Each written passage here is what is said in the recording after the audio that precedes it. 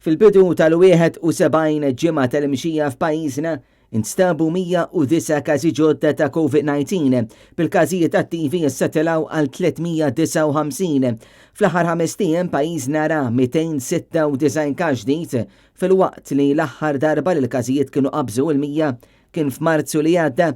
Aħbar tajba li fl-aħħar sigħat ma kien l-ebda vittma tal-Covid bl-ammont ta' vittmi baqa' dak ta' 420 fil-waqt li fl-aħħar sigħat fiqu żewġ persuni oħra. In-numru qoli ta' każijiet li ġew reġistrati fl-aħħar sigħat huwa mifhum li jinkludi l-istudenti tal-Ingliż li nstabu pożittivi waqt li kienu qed jistudjaw f'Malta. Sissa ingħataw il-fuq minn 700,000 tilqima u 349,133 persuna u mamlaqma kompletament.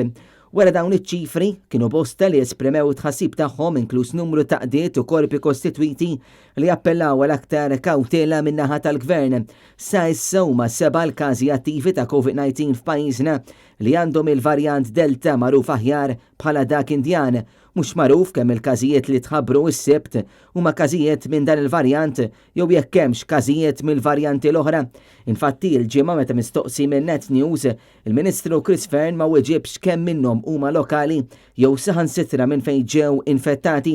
Matul l-istess konferenza tal-aħbarijiet, il-professur Charmaine Gauci saħqet li kawża ta' dawn il-clusters ir-rata tal-positività issa żdiedet għal 1.18 bl-età medja tkun ta' 24 sena fil-waqt li qalet li 12 mis-96 każ imħabbar matul il-jum tal-ġimgħa kienu imlaqmin mod sieħ.